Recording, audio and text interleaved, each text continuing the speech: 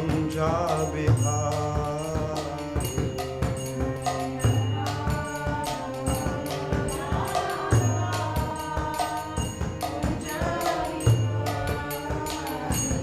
Jaya Radha Madhava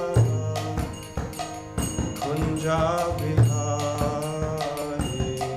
Jaya Radha Madhava Kunja Bihari.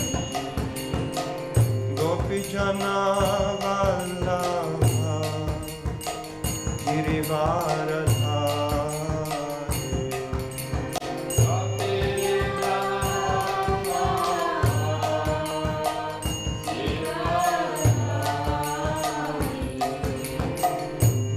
Jana Vallabha Girivaradhari.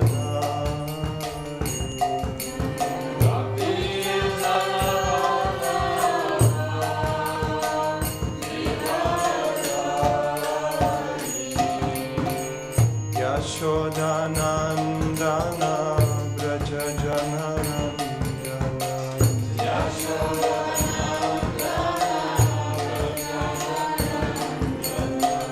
Yashodanandana Braja Janarandana.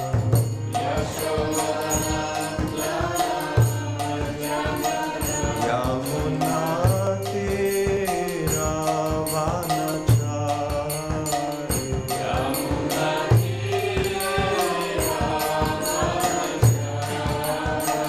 Yamuna Tira Vanachari.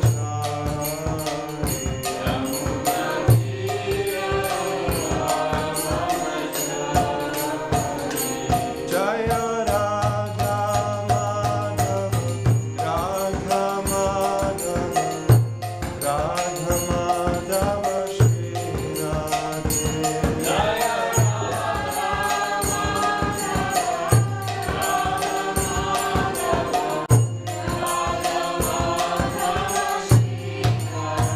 Jaya Radha Madhava Radha Madhava Radha Madhava Shri Radhe.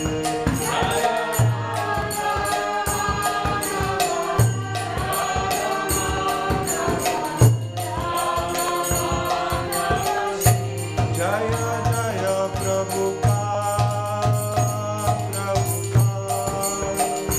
Prabhupada Jaya Jaya Prabhupada.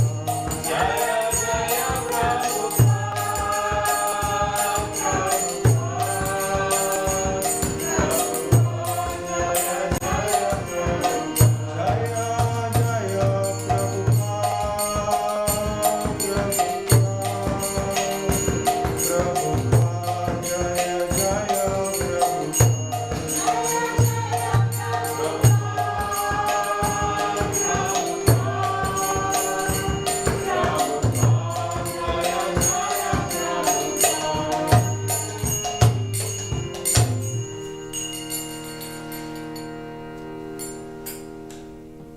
Jai Om Vishwapad Paramahamsa Parivrajacharya Stottarjota Shishimati Divine Grace Shla A.C. Bhaktivedanta Swami Prabhupada Ki Jai.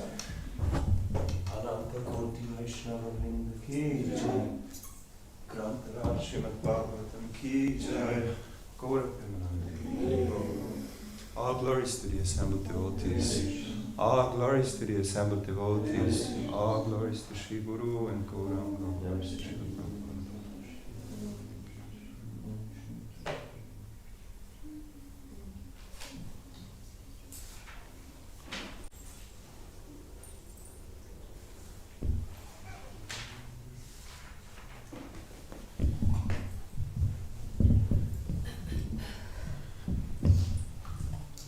Om Namo Bhagavate Vasudevaya. Om Namo Bhagavate Vasudevaya. Om Namo Bhagavate Vasudevaya.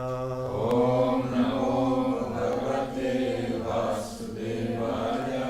Om Namo Bhagavate Vasudevaya.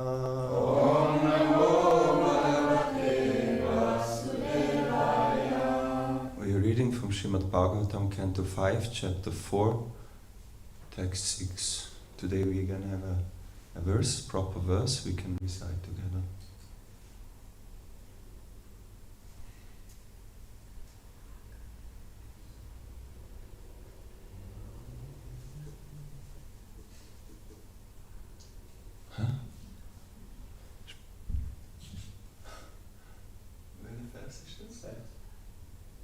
In welchem Kapitel sind wir? 5. Oh, 5, so. Nein. Oh, sind wir im 4? Wir sind im 4. Wieso hast du auch gesagt? 6? Hast du gleich Vers bei dir? Nein, da ist es. Nein, stimmt schon 4. Okay, so it's the wrong verse on the board. Those who have a phone, it's chapter 4. This is chapter 5.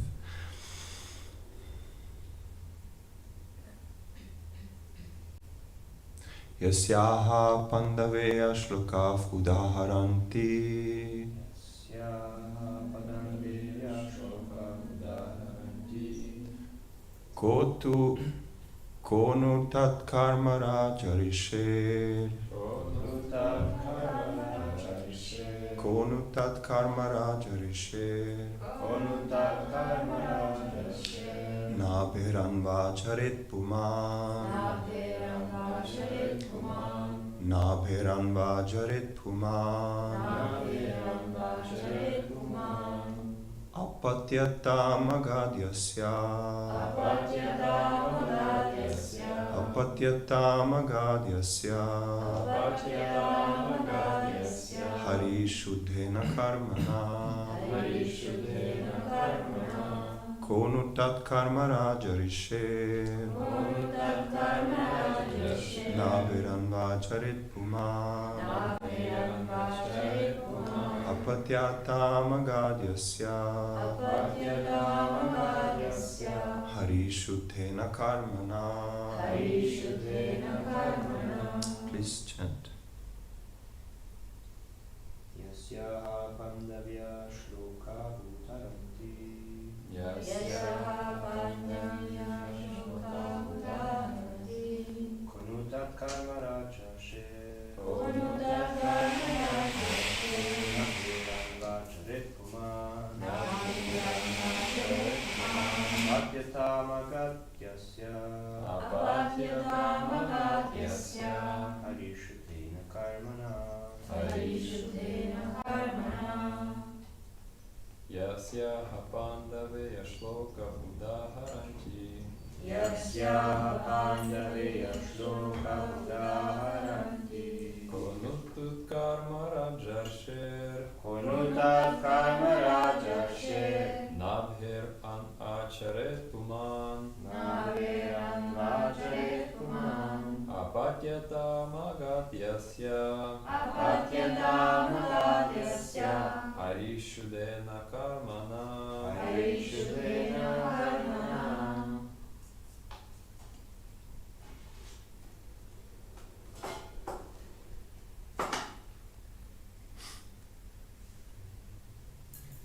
Yasyaha pandaveya shloka udaharanti. Yasyaha pandaveya shloka udaharanti. Konutat karma rajashe. Konutat karma rajashe. Nabheran vacharit puman. Nabheran vacharit puman. Apatyata magadyasya. Apatyata magadyasya. Hari shuddhena karmana. Hari shuddhena karmana.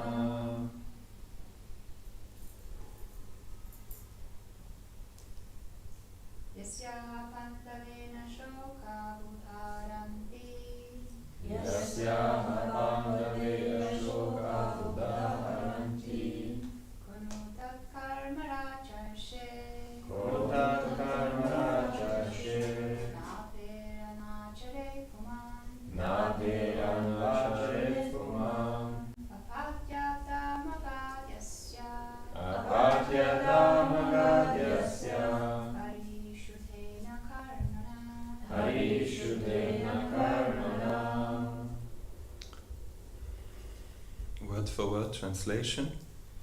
Yasya, Yasya, of whom, of whom, ha, ha, indeed, indeed, Pandaveya, Pandaveya, O Maharaj Parikshit, O Maharaj Parikshit, Shloka, Shloka, 2 verses, 2 verses, Udaharanti, Udaharanti, recite, Recite. Kaha, Kaha, who, who, nu, nu, then, then, tat, tat, that, That. karma, karma, work, work, Rajarishe, Rajarishe, of the pious king, of the pious king, Navihe, Nave, Nabi, Navi, Anu, Anu, following, following, Acharya, Acharya, could execute, could execute, Puman, Puman, a man, Amen, Apatyatam, Abhadyatam, sonhood, Son.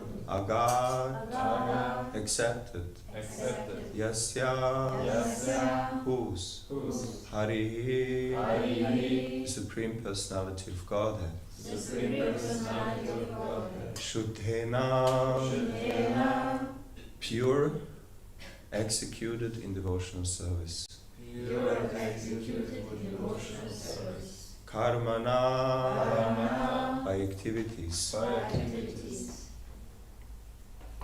Translation by Srila Prabhupada. Jai Srila Prabhupada. O Maharaj Parikshit, to glorify Maharaj Navi, the old sages composed 2 verses. One of them is this: who can attain the perfection of Maharaj Navi? Who can attain his activities? Because of his devotional service, the Supreme Personality of Godhead agreed to become his son. Purport by Srila Prabhupada. The words Shuddhena Karmana are significant in this verse. If work is not carried out in devotional service, it is contaminated by the modes of material nature. That is explained in Bhagavad Gita. Yagyartat karmanonyatra lokoyam karma bandhanaha. Activities performed only for the satisfaction of the Supreme Lord are pure and are not contaminated by the modes of material nature. All other activities are contaminated by the modes of ignorance and passion, as well as goodness. All material activities meant for satisfying the senses are contaminated, and Maharaj Navi did not perform anything contaminated. He simply executed his transcendental activities even when performing yajna. Consequently, he obtained the Supreme Lord as his son. Om Ajnana-timirandasya Gyananjana Shalakaya Chakshurunmilitam Yena Tasmai Shri Gurave Namaha Shri Chaitanya Manobhishtam Stapitam Yena Bhutale Swayam Rupa Kadamayam Dadati Swapadantikam Vandeham Shri Guru Shri Uttapadakamalam Shri Guru Vaishnavanscha Sri Rupam Sagrajatam Sahagana Raghunaitam Vitam Tvam Sajivam Sadvaitam Savadutam Parijana Sahitam Shri Krishna Chaitanya Devam Shri Radha Krishna Pada Sahagana Lalita Shri Vishakhanvitamscha He Krishna Karuna Sindhu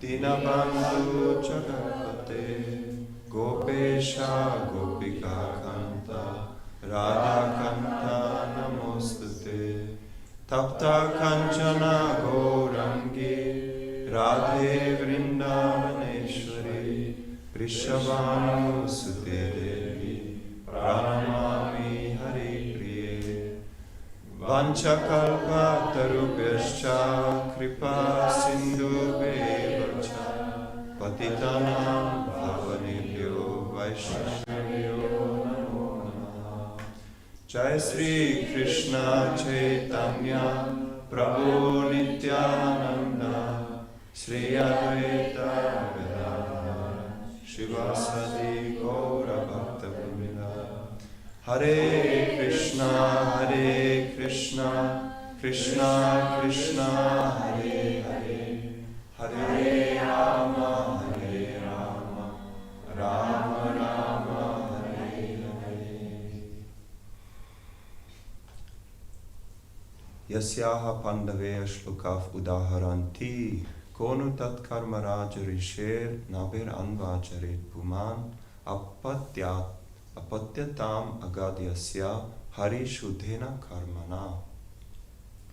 O Maharaj Parikshit, to glorify Maharaj Nabi, the old sages composed 2 verses. One of them is this: who can attain the perfection of Maharaj Nabi? Who can attain his activities? Because of his devotional service, the Supreme Personality of Godhead agreed to become his son. Hare Krishna.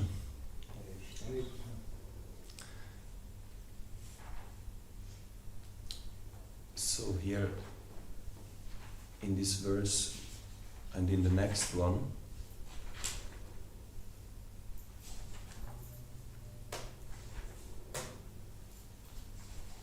the next 2 verses, we still hear about Maharaj Nabi, and after that the Srimad Bhagavatam will focus on Rishabdev and his also his teachings later on, of course his activities, but then his teachings. And in the previous verse, which was heard yesterday, it was mentioned how King Nabi, he enthroned his son Rishabdev as the king, and he left to a holy place, Badrikashram, and he there attained perfection. And now in this verse, which is the first out of 2 verses, we hear how sages glorified Maharaj Nabi. And this is something it's a culture, it's anyway something which is done to glorify great personalities, is even done in our world today. But of course in a different way. We don't really see much how people are being glorified by chosen poetry, but mostly if we open the newspaper, or if we go on television, YouTube, we see that natural tendency in human society that great personalities are being glorified. And specifically in this verse, we hear how the sages, first of all, who glorifies and for what they glorify for the activities. And that also we see when somebody is a great sportsman or somebody is a great politician, then naturally glorification will come. So the activities are usually a reason why we get glorified, why human beings get glorified. But we see also in today's world, I was reflecting how there is so much emphasis also on not what you do, but what you have. Especially if we look at the area of social media, people get glorified just because they show their beauty. Especially women. You know, if you go on Instagram, then you see many women they will show so much of their beauty, intimate, almost the private body parts, not completely of course, but they show a lot. And you have women who are glorified for that. They have millions of followers and they become famous due to that. So we can see it's a lower mode of material nature, that somebody is being glorified because he actually has a beautiful, or she has a beautiful body. Sometimes also it happens with men. They show off the six-pack. Or they show off, on Instagram it's very difficult to show off activities. Now you can also make videos, I think. But you have to show off your wealth, your possessions, and so then people become famous and glorified for that. But also what is important here is who is glorifying. It's not just some people, but it's sages. And that also sets the standard, what is actually a personality that should be glorified. It's not some Shudras or some low people who don't have any real values in life, when they glorify someone, what's the meaning of that? And this is something maybe we can also reflect on. Maybe we also have some social media account, and we also looking for this glorification, that appreciation. And now when we had this documentary on the Swiss television, I was amazed how that is so, for the conditioned mind, it becomes so attractive. Oh, what do they say about me? What do they write in the comment box? If somebody says something nice, then the ego becomes very puffed up. And if somebody says something not so nice, then we also feel. But I could see that this is so dangerous, this whole social media thing. I could see in myself how the mind is constantly, longing for that recognition. And so some, they do it very consciously. They go on social media and they look for that. But we can reflect what's the value of that by looking who is glorifying us, and also in what way, or for what. What do they appreciate me for? And in this verse it's about the Shuddhena Karmana, the pure activities of Maharaj Nabi, which of course attracted the Supreme Lord.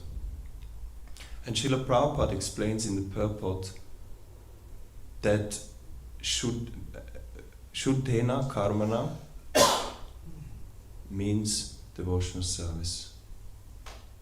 And devotional service means it's not touched by the gunas, by the material modes. And he quotes a verse from the Bhagavad Gita, Yagyartat karmanonyatra lokoyam karma bandhanaha. In which verse it is said that the activity has to be yagya, or for the sake of yagya, meaning for the sake of pleasing the Lord, and then it's free from the modes of material nature. And he points out that they shouldn't be contaminated by the modes of ignorance and passion, as well as goodness. So all of them are contaminations, even goodness. And I was thinking, what should I speak? And I thought maybe we can just try to understand a little bit what are these modes and how can we recognize them. What is an activity in the mode of darkness, in the mode of passion, in the mode of goodness, and what is a transcendental activity? And then maybe we can speak a little bit about something that is relevant for us in our devotional service. Because we also aspiring to perform Shuddhena Karmana, pure activities, and we are in a process of purifying ourselves so that these activities actually become pure. So when we hear here about the devotional service and how it is explained by Krishna and Bhagavad Gita, the pure activity means for the sake of yajna, to please the Supreme Lord. That's clear. That devotional service means it's done with the intention of pleasing the Lord. Anya vilashita shunyam jnana karma dhyanabritam anukulyena krishnano shilanam bhakti ruchat. That's the definition. It's not for the purpose of getting some selfish benefit, be it sense gratification or be it liberation. None of the two. It's just to please the Lord. What is activity in the modes? What is activity in the mode of in the mode of darkness? What's the motivation behind? Anyone? Activity in the mood of darkness is In ignorance. The motivation is to forget. To forget, okay. Forget Krishna, forget problems, Mhm. forget all what is to too heavy. Mm-hmm.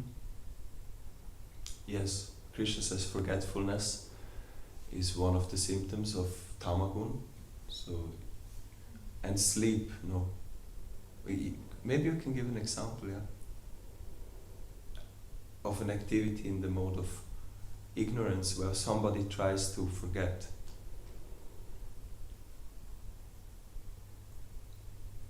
Intoxication. An example in real life, an example of an, Smoking marijuana, for example. yes, good example.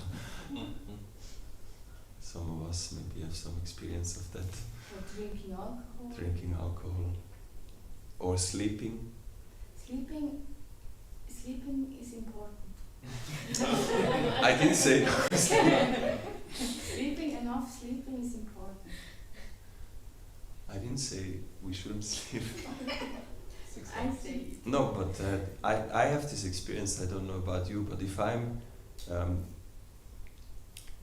in a situation where I'm not inspired, I have a very difficult time to get up in the morning because I like to just be unconscious.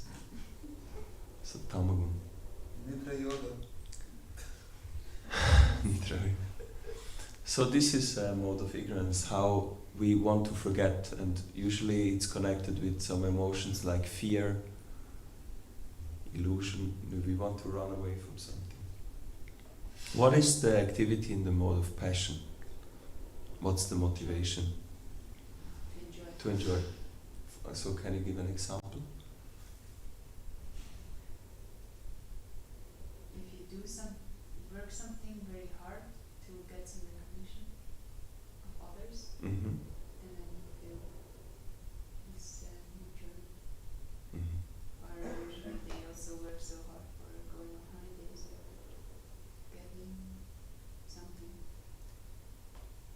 Yes, so to do something and then expecting a fruit.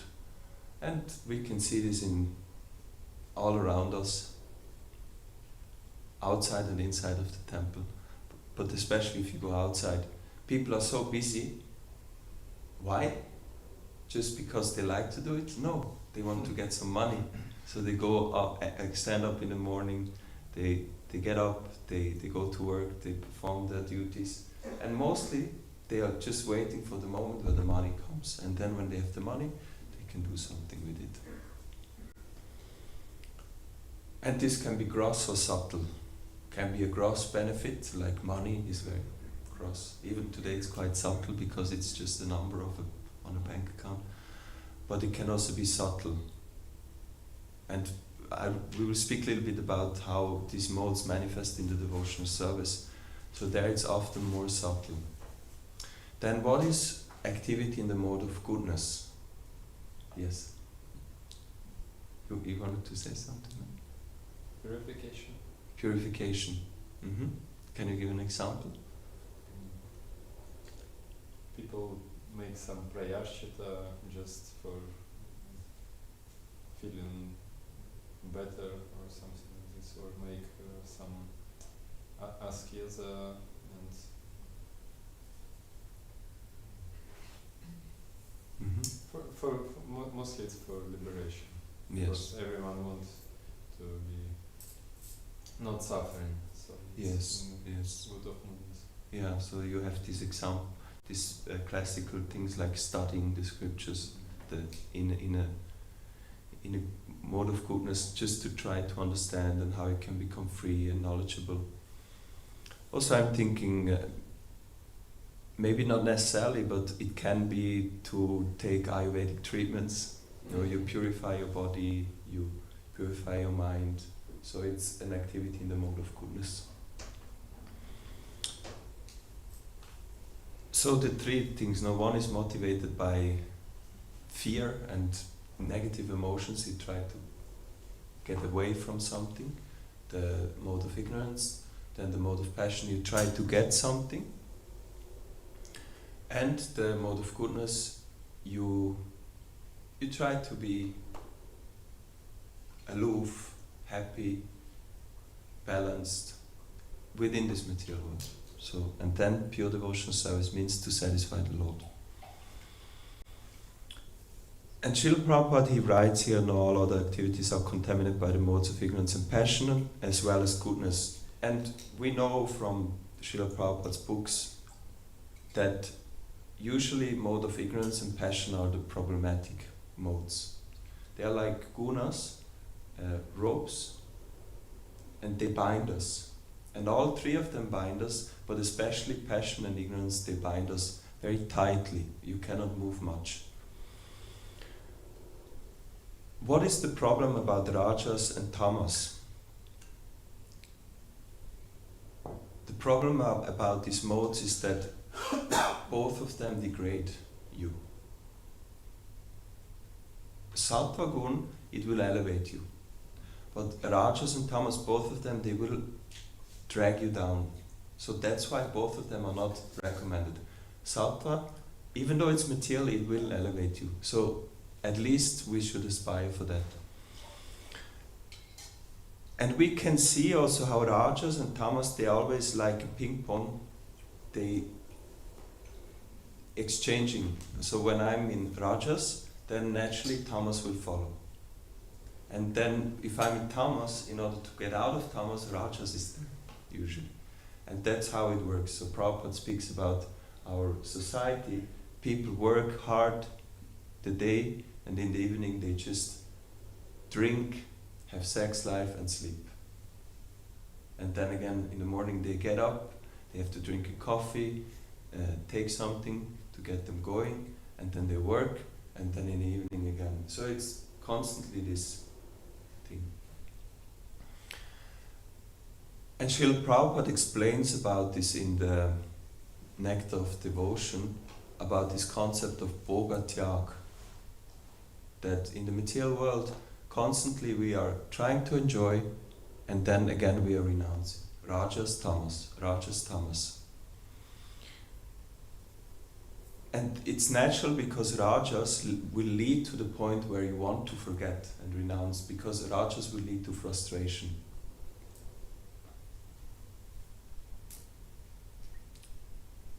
We see how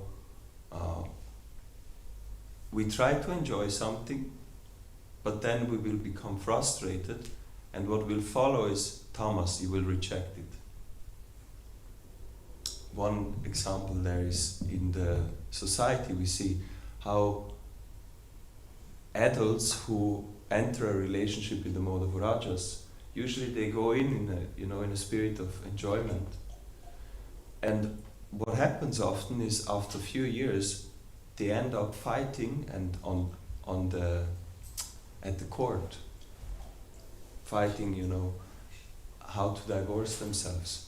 And you can see this is rajas tamas. And when first they come together in a very passionate way, they try to enjoy, they are very enthusiastic, and then later on when reality hits, tamas, meaning the other aspect of tyag comes, I want to, sometimes they become very violent, they divorce themselves, they fight each other over money. So it becomes the complete opposite of what was there before, and often it leads to the question, how is it possible?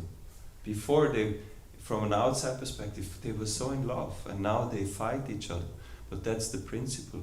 Because it's rajas, it will lead to like the pendulum, if it goes in this direction, it has to go in this direction too. So that's why we are advised to raise ourselves to the platform of sattva.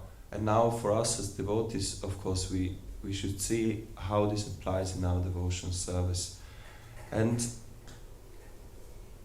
maybe we can have some discussion about this, but I would like to share something personal that I can see is happening in my spiritual life at the moment, and I can really see how these gunas are really active. On Tuesday I'm going to India, and this is maybe my 7th, 8th time going to the Holy Dham. And I'm very astonished to see how my approach or how I go to India has changed so drastically since when I went the first time. And I was reflecting in regards to the modes and how, the journey I went through. And it's just interesting to see how I see the modes are so active in my life.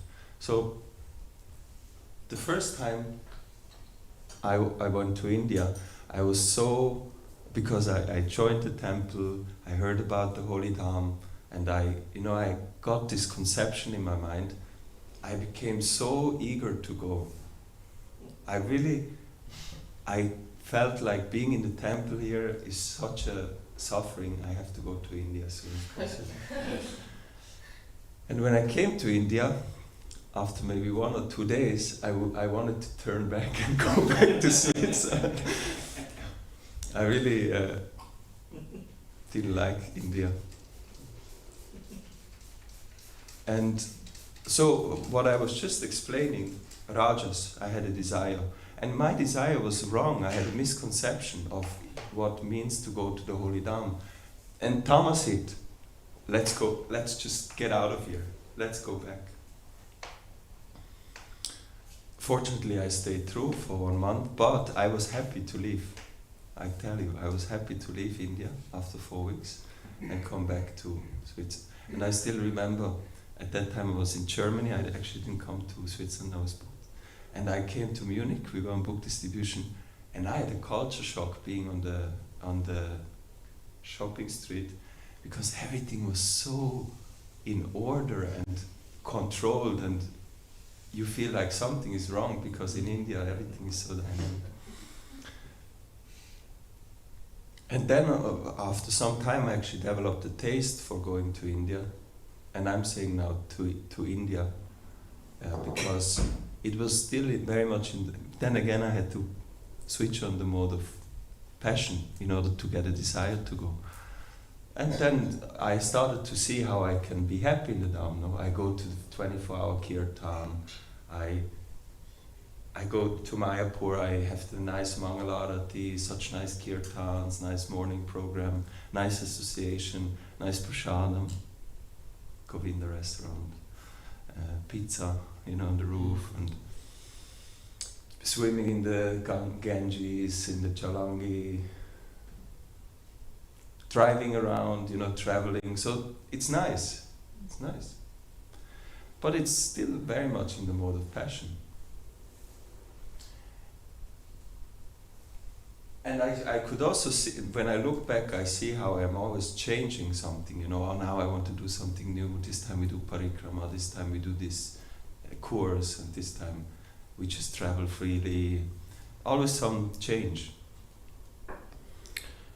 And this time I even saw that often or maybe now more, the motivation is to get out from here.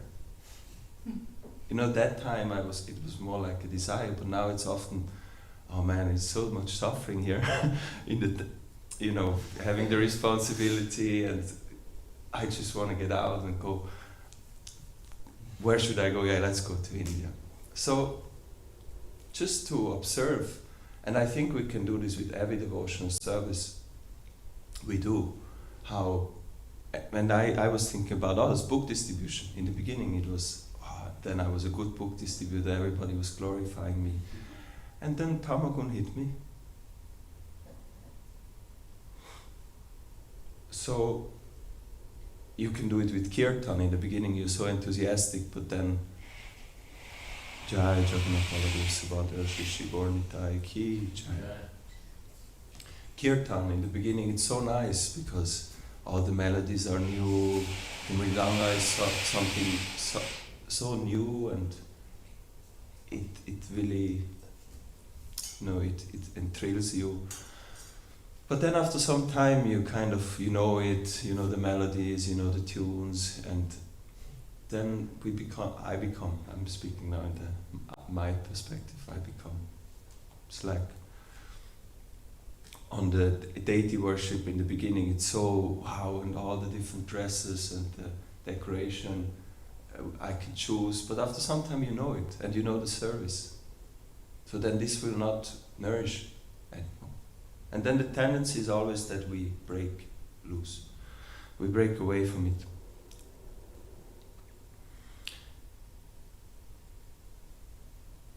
So we should come to the mode of goodness. And mode of goodness means I'm doing this because I'm supposed to do it.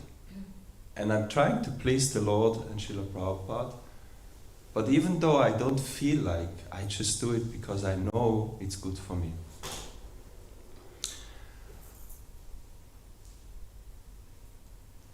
And I was thinking about one thing we can reflect also. I'm just sharing my thoughts and maybe it's helpful for you. Bhaktisiddhanta Saraswati Thakur, he spoke about this concept of the seer and the seen. I know some of you know this, which is mentioned in all of the Vedic scriptures. And the seer and the seen, the controller and the controlled, or in the Vedic technical terms, the Purush and the Prakriti, meaning the enjoyer and the enjoyed. And pure devotional service means you're doing something not to see, but to be seen. So especially I'm giving now the example of the Holy Dham. If I go to the Holy Dham because I want to get out of this place, because it's so much suffering for me, it's in the mode of ignorance. I'm just running away from here to forget something. So my pilgrimage will be primarily in the mode of darkness. So how much pleasure can it give to the Lord? If I'm going to the Holy Dham and the Lord sees us, look at him, he's just suffering over there and that's why he came. Of course, the Lord will appreciate that at least I'm going there and not to Las Vegas. But it's in the mode of tamas. If I go to the Dham because the TOVP opened the new, maybe that can also be in the mode. But let's say I heard Govinda restaurant is now open 3 times on the roof in a week and we can have pizza 3 times. A good reason to go to Mayapur again. And I heard they have a new boat on the Ganga. You can make the Ganga tour. So then it's in the mode of rajas. How much pleasure can it give to the Lord? And if you look from this concept of the seer and the seen, I don't want to see this, that's why I go there, tamas. I don't want to see this. I'm the one who is the controller. I don't want to do this anymore, I'm leaving. If I go there in rajas, I want to see. I want to experience something. If we go in the mode of goodness to the Dham, okay, I'm going to study and I try to see the Lord on the altar in his form. I try to go and visit the holy places. It's good, but it's in the mode of goodness. I'm trying to see. And the highest is actually I'm going to be seen. I'm going, that was my reflection. That would be something to aspire for, to go to the Holy Dham, just so that I'm going to Vrindavan so that Srimati Radharani and Krishna can see me. And I don't have any plans. I just depend on them fully. And I'm going to the holy places, but I don't have any expectation. Because then usually that ends up very bad. I remember also first time in India we went to Gokula, and I became so angry, because all these Indian pandits, they asking you for donation, but not, very vehemently, and I became very angry, like, what is this? Where did I come? So again, I wanted, at some point I saw it's nice to go to these places, but then how do I take it on a transcendental plane? This is all Krishna's arrangement. He's sending these people, and I should see them connected to him. And he's the one who is enjoying this. He is testing me, and he's watching. How will Damodar Prasad react? How will he behave now? So that could be the mood. And this can be applied in every devotional service. Like when we do kirtan, I was listening Prabhupada memories yesterday, And one Vishaka Mataji was telling that in Kolkata, at some point they had a lot of problems, and she was saying there was one sannyasi, he liked to do kirtan, and when somebody would play the kartals in a wrong way, or some instrument, and I could see myself in this, just to mention, he would go and tell, give me that, and take it away. So, to see it, for example, when I'm kirtan, I don't like something, try to see it from the perspective of how is Krishna now seeing this? Not how am I enjoying, but how is Krishna enjoying? And for deity worship, we can do it for everything. For book distribution, no? When we get a lot of trouble, the Christians come over and who not, and we become angry, but maybe, wow, maybe, Mahaprabhu is watching and he's enjoying that. He's trying to see how am I dealing now. So that should be clear, and as a last point, I want to share about my experience now going to the Holy Dham, because this time it's really different. I'm very confused about going to the Holy Dham, and I think it has really to do with some inner purification. I was thinking, should I take an Ayurvedic treatment because I have some health issues? Or should I go to the Braj Mandal Parikrama?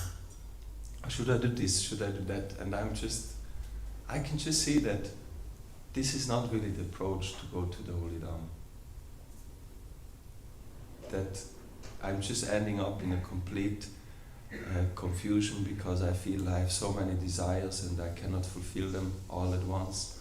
And then I become frustrated, I don't want to go at all, or I want to do everything at the same time, and I realize it becomes very intense, and I really, in this process, it might sound a little bit silly from an outside, it's just going to a holy pilgrimage, just going to India. But for me, I saw how the one thing I realized, that these gunas are really always active within us. We hear in Bhagavad Gita that these gunas, they constantly compete, and always one guna is predominating. So in this example, I could see why I'm so confused, because all these gunas somehow, at one point it's this, at one point it's that, and another point is this, and I really feel different personalities within me, almost like different voices speaking. And at one point I'm convinced about this, but then I'm convinced about that. And interestingly, I found that when I was absorbed in reading Srimad Bhagavatam, taking part in classes associating with devotees, chanting, always it became clear what I should do. Like, okay, let's just do this. But then, when due to the modes always taking over during the day, always again the desires come up. The desire in the mode of passion, the desire in the mode of goodness, desire in the mode of tamas, and the confusion is naturally happening. And that's something I realized, that if we stick, that's the secret of sadhana bhakti, that even though we are so much in the modes, but if we stick to the sadhana bhakti, that will save us. And we should never stop it. Because we will be overcome by confusion and by our desires, by our anarthas.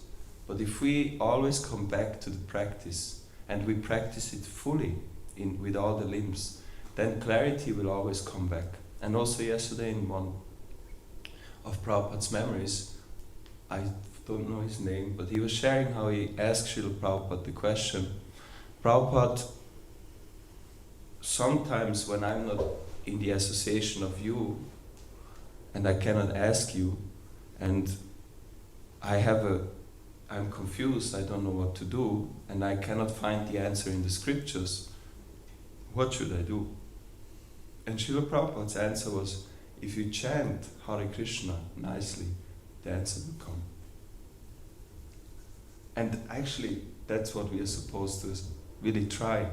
Let me take shelter of the holy name of the process, and let me give the control to Krishna. He will show me the way. So that's how we can deal. And then the last thing I was also reflecting on, I wanted to mention, how do we deal with others? Because we also see other devotees, they are going through the modes. And we maybe tend to judge. Or we also, if let's say a devotee goes through a phase of really being influenced by tamagun, by passion, it's natural that we will be affected by that. Because if somebody is in rajas and in tamas, those who are around, they can feel that.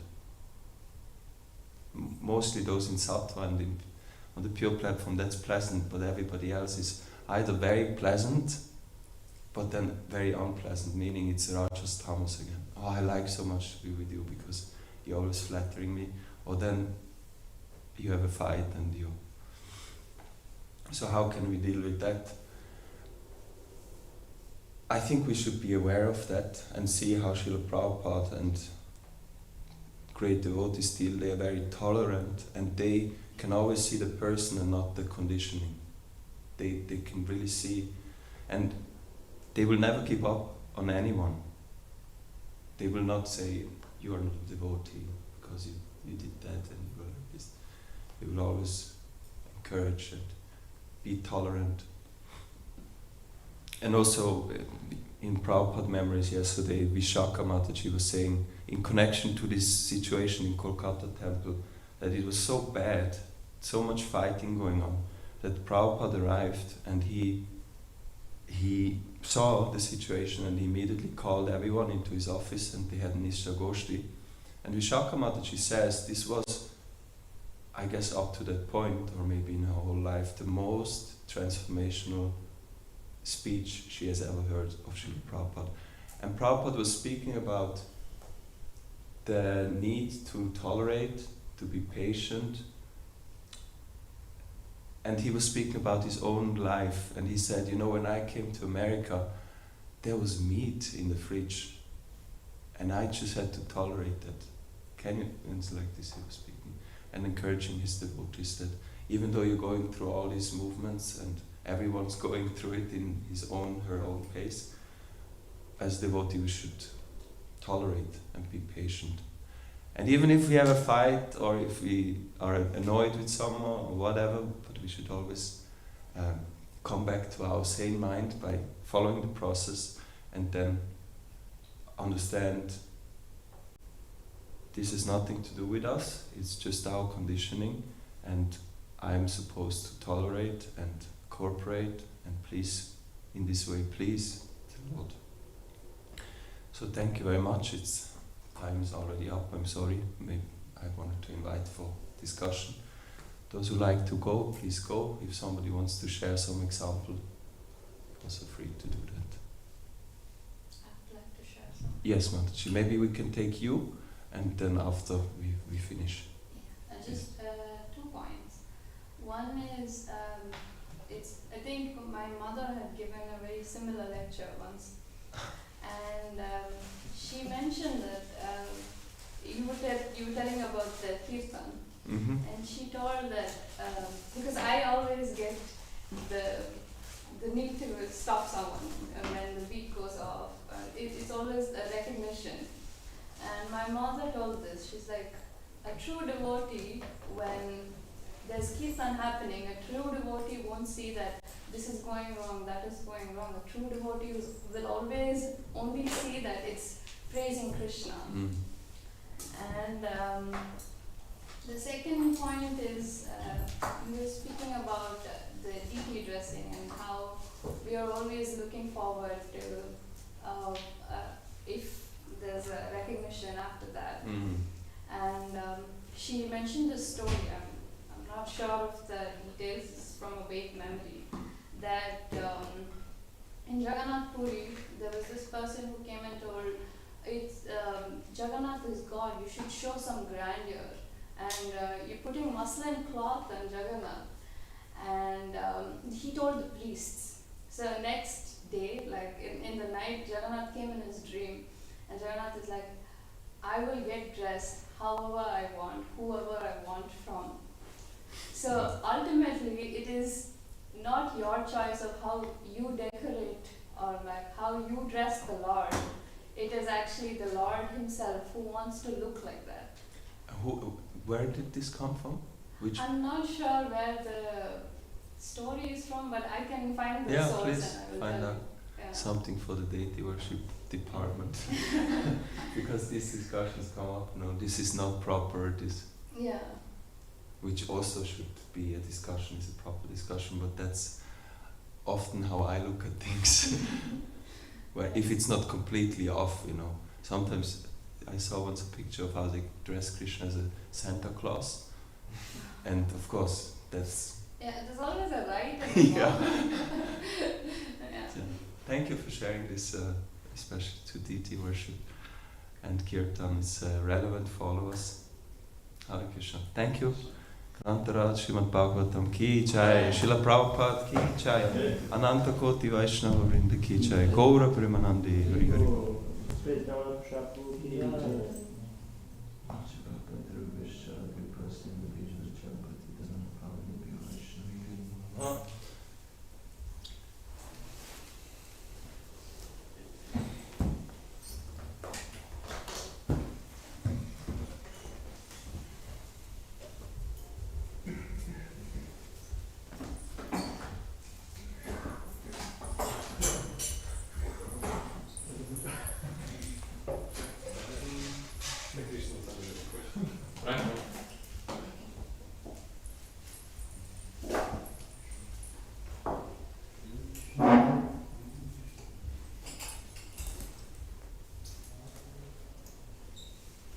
I really like your style of giving a lecture. Yeah, what do you like?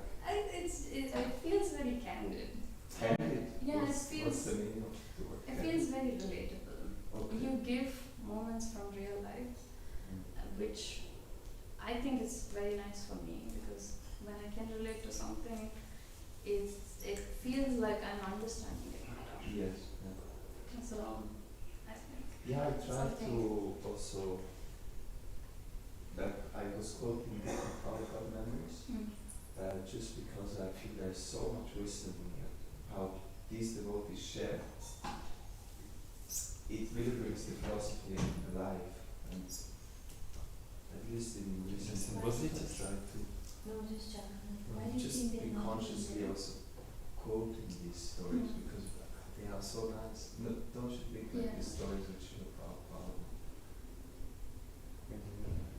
I have one more I think question. I think they're not You spoke in the speaking same about level, true devotees who can recognize that there are other people who are in modes of passion and anger. But what can we do to recognize that we are in then you move a mode of passion or ignorance? How do we recognize that this is not the motivation I should be in? Yeah, look on the I was table, also thinking where about they this say in on this before. legs of table. And you can see where is middle and where is the bottom. Yeah. It's easy for you.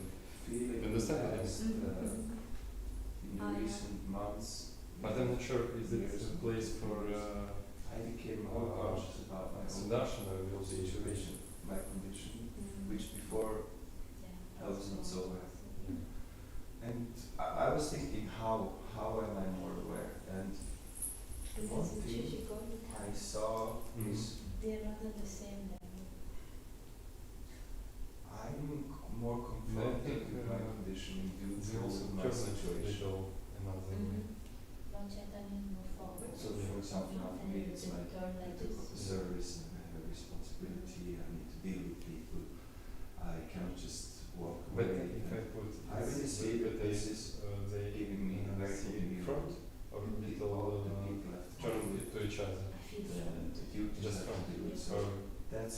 me to see what I'm standing, whereas before I was often just jumping around and whenever it became a little On this uncomfortable.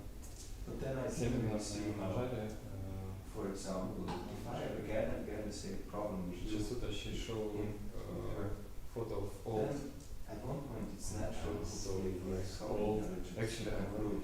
When I just am going there sometimes It's something with me, I have to look what is like so that's замешиваем оформлю. You know, free. yellow with these big eyes and you know this kajal. Whatever it is,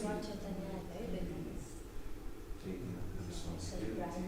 Yes, this is more Western Taking up style. responsibility. I want to paint yellow and my poor style because they actually my poor style. That's the word. You have to be accountable to people. Because if you, I feel, if I'm accountable to people for something, then that's really what gives me that framework in which these things come out. And for some it's, yeah, by taking up some responsibility in a job or in a temple or in a relationship, you know, that's a big one. Being as a grihasta or having a child. For many women, I think it comes with children because then they notice and see the child mirroring them. So that, I don't know if it makes sense, but that's my realization, how I got more, I can see myself in a use it better than before. And I also like that the story that you told about Here, maybe. No. the person who asked, what if I don't get the answer? And Yes. Prabhupada told something Just that- stop on this. and, I think so. Nicely.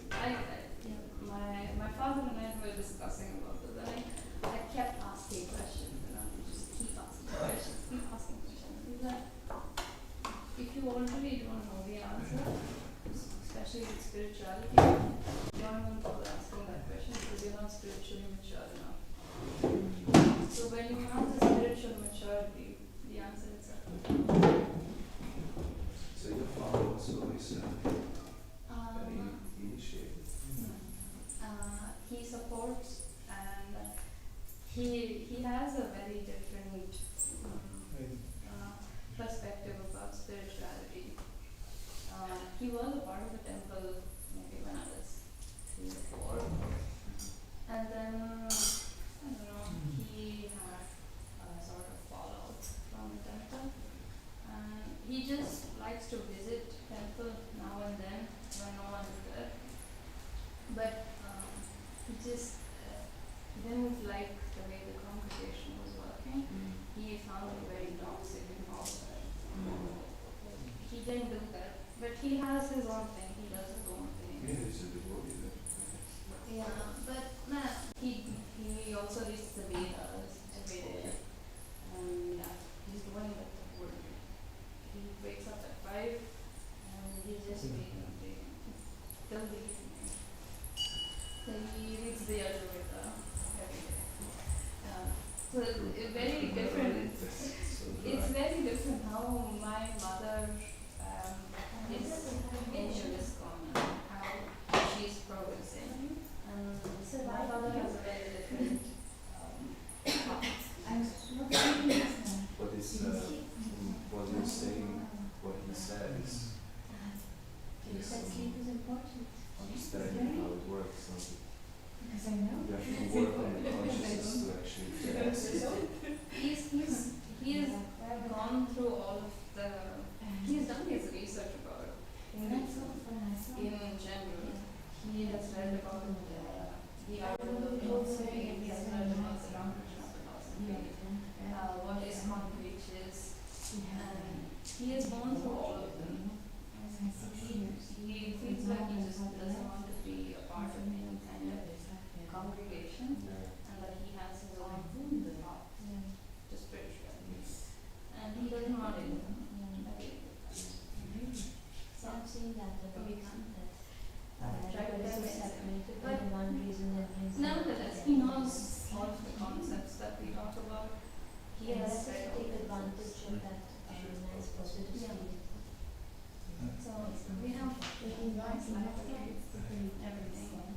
it's a good influence, my family. My mother, she has 5 sisters, and all of the 5 are initiated. Really? Yeah. How Jack? And a younger brother is second. Like, how did this happen?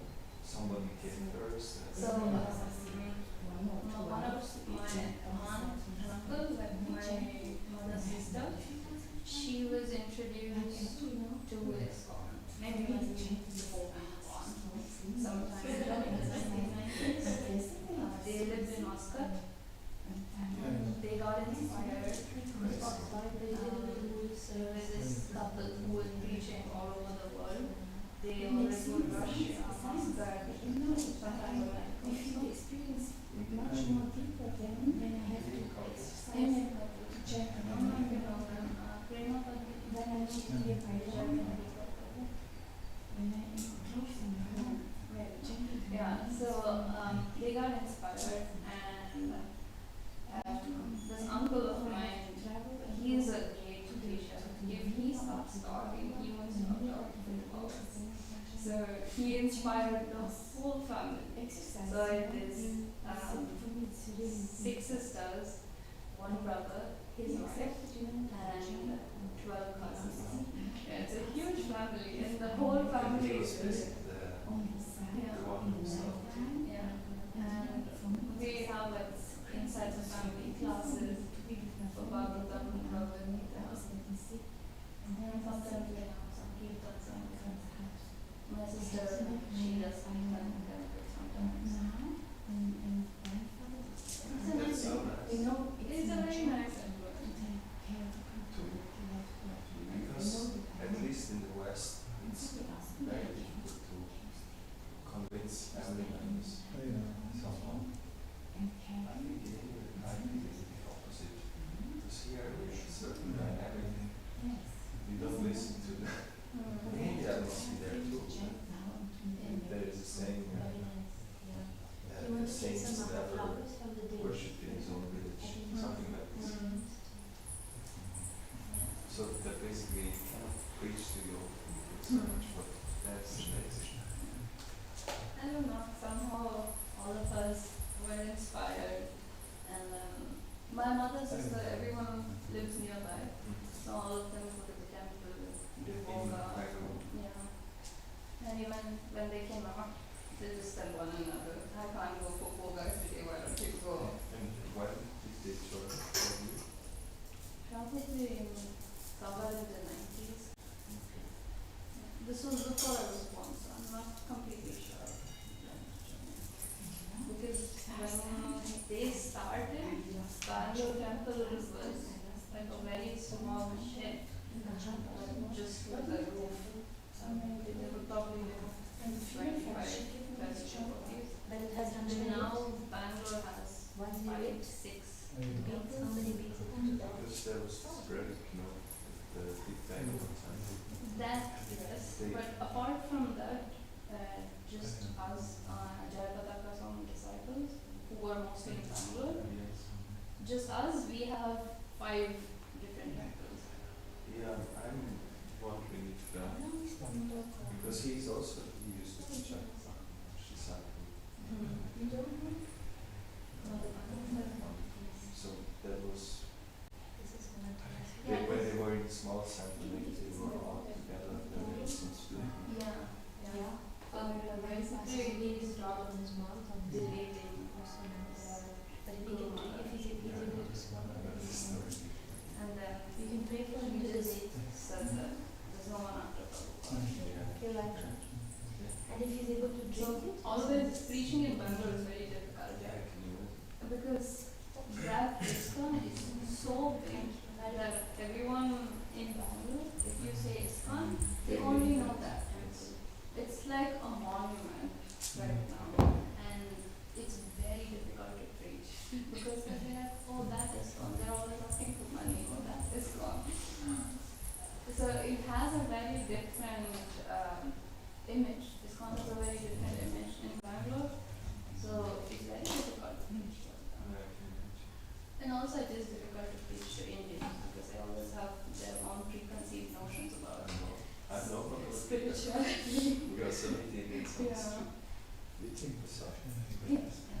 your program today? I had to go buy a few things. I just needed some.